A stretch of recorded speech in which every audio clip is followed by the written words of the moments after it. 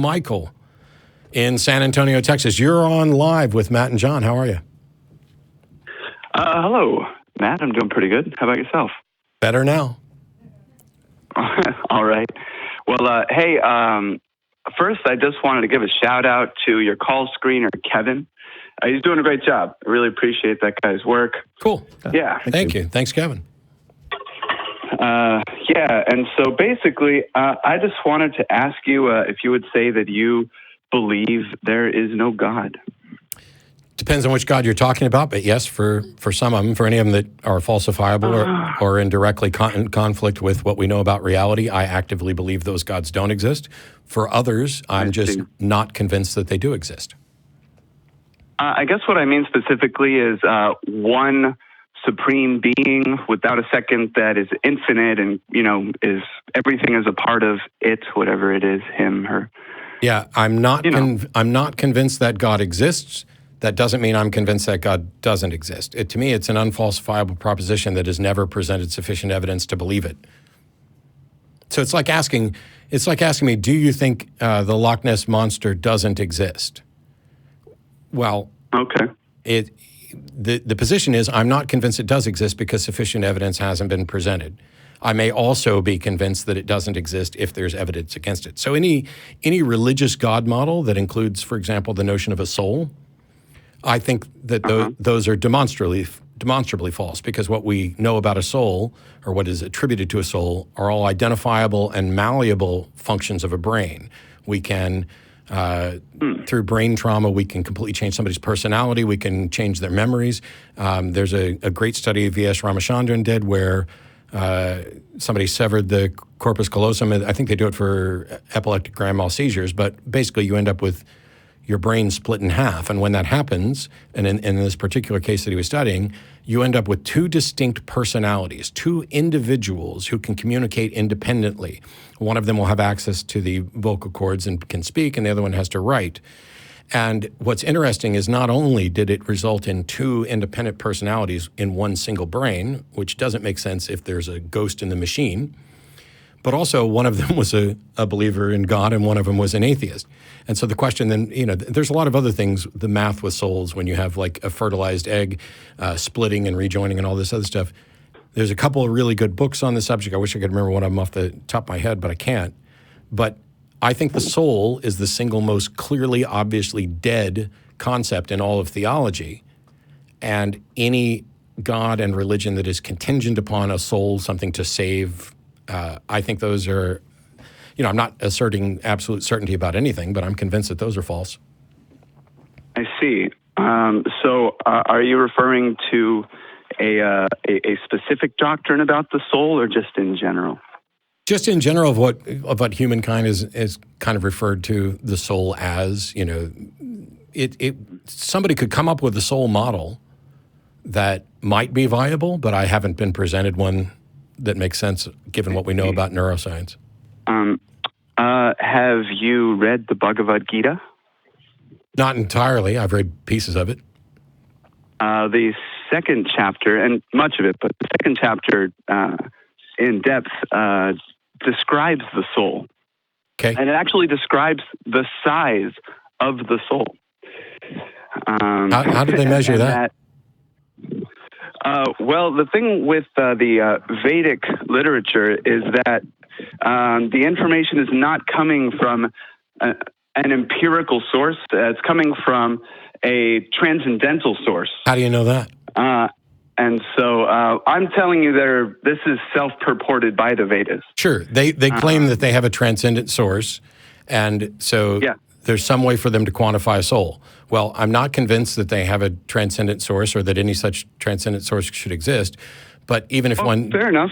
But even if one does, I still don't understand how they were able to quantify a soul.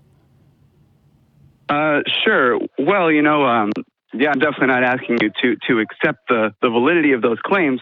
Simply to be open-minded enough to know that it could be, it couldn't, it may not be. But no. The jury's still out. No. They say. So that's the thing.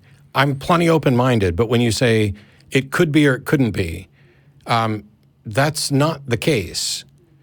I don't know that it's possible. I also don't know that it's impossible. So I couldn't say that it could be the case or that it couldn't be the case. Well, I literally... That's exactly what I meant, though. I understand. I wanted to clarify that. The perception of atheists or people, in my position is that we categorically reject and deny even the possibility of these things, and that's not the case. We are not convinced that they're real, and in some cases, we are convinced that they're not real. I see. And certainly the burden of proof. So, like, if we go back to the Vedic text, they've got a claim that they've got a transcendental source and it quantifies the soul. Now, how do we show that that's correct? That either of those things are correct? Right. So that specifically it's too small. I believe it's on the atomic level. They say it's 1/10,000th the width of a human hair. Yeah, but that's not an answer to my question. The question was, how do we know that's right? You're interrupting me. If you will let me finish. Now, to be honest, I don't know if people have done research trying to find something that size. It says it's located in the heart region. Why should I care what it says until I'm given a demonstration of why I should care? So the thing is, this is all a claim. And I'm asking, how would you demonstrate that the claim is correct? And going on with more details about what the claim is doesn't get me anywhere closer to whether it's correct. You might as well be saying, all right, hey, this ghost told me that a soul is actually smaller than a freckle and it exists in a hidden spot on your body that is only there on Thursday afternoons. You just keep adding to the claim and not not now who's interrupting. Fair enough. And not to how we could know. I'm interrupting to get my spot back. I mean, you're... I've asked a specific... So here's the thing. There's 6 people on the phone lines. I'm trying to figure out how we could actually demonstrate that this is true, because this is not a show where we need people to come in and just keep making more and more claims. I want to know how. Sure. Well, I mean, the reality is that isn't the point that I even wanted to bring up. I mean, it was just in the process of mentioning about the Bhagavad Gita. So, I mean, if you haven't read any, I can't go bit by bit because, like you said, you have all of these people in line. So to answer your question of how to demonstrate these things, well, in a broader sense, I want to, explore that, some of them, let's accept we can't demonstrate, okay, here's the soul. I don't think anyone's found it yet. Okay, so that can't be demonstrated. Okay, then it's useless. What I'm trying to say is that there are some things that cannot be demonstrated, but there are others that can be demonstrated. And as a skeptic, I'm willing to believe the things that are demonstrated and not believe the things that can't be demonstrated. Okay. Why would anybody believe things that can't be demonstrated? Well, you gain faith in the source because things that are demonstrated, you see that, okay, they are true. And then it gives you faith that things that you actually can't demonstrate because of the limits of our empirical knowledge. If we had better abilities, we could sense some of these things. What? You just said... I was asking why people would believe things that can't be demonstrated, and your answer was so they can get faith in the source. But if they can't be demonstrated, you don't get to call them true, you don't get to assume they're true, and now you are adding faith or confidence to us. That's not what I said.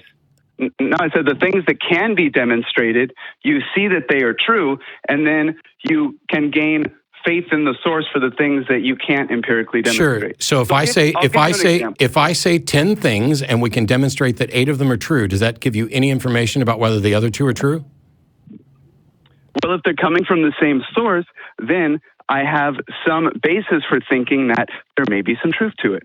Okay. If I give you stock picks and I give you 10 hot ones in a row, the next one I'm going to give you, you're going to have some faith in it. So this is actually a scam? Yeah. So what you do is you send out stock picks to 50,000 people, and then to the group that got the correct stock pick, you send out another set and another set and another set, and eventually somebody's going to get to the point where they've got 10 hot stock tips in a row, which were... I've seen that movie too. Okay, so you don't recognize that now you've just presented a flawed epistemology? Okay, so J.P. Morgan is a scam. Like, there's, there's big. No, I'm not denying billions of dollars. I'm not denying the value for a living. I'm not denying the value of data. I'm talking about stockbrokers are scams. He's saying just because one person gives you 10 correct stock tips in a row doesn't give you any confidence that the 11th is going to be correct, because the scam demonstrates that. That in no time did I say the entire stock market was a scam or anything even remotely approaching that. I'm pointing out a flaw in the methodology that you presented, because if you get accurate information from a source, yes, you have good reason to think that that source is reliable. But if the next thing that you hear from that source, you accept it as reliable when there's no way to demonstrate that it is, you have now fallen into a fallacious trap. I see. So in that sense, how do you feel about the science of the quantum world? We can't demonstrate it empirically. Yeah, I don't actually consider it science yet. Now, I'm Oh, really? Hang on. Okay. I've pointed out before, you talk to the people who are experts in quantum physics, and they'll point out that if you like Feynman said, anybody who says they understand quantum physics doesn't understand quantum physics. The thing is, these are mathematical models that are our best approximations, and as long as they keep producing reliable predictions, then they are useful in that context. But if somebody tells me that they've used quantum physics to prove God, now we're in a completely different ballpark. Now we're no longer dealing with mathematical models that are making predictions. Now they are extending something that has demonstrated reliability to an area where it's not demonstrated reliability, where there isn't something that you can demonstrate. That's the mistake. If I pull up my calculator and it gives me the right answer 9 times in a row, am I likely to think that it's going to give me a correct answer a 10th time? Yes, but that has nothing to do with the previous 9 answers. It's about the demonstrated reliability of the calculator and how it is designed for that function. When you talk about, the Bhagavad Gita says this and this and this, and those things are true, therefore it's reasonable to conclude that the soul is real and is, at the atomic scale, that does not follow.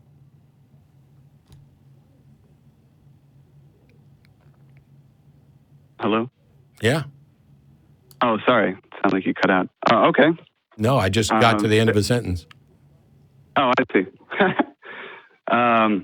Well, all right. Well, I'm not going to take any more time. I really appreciate the explanation of why you believe what you believe.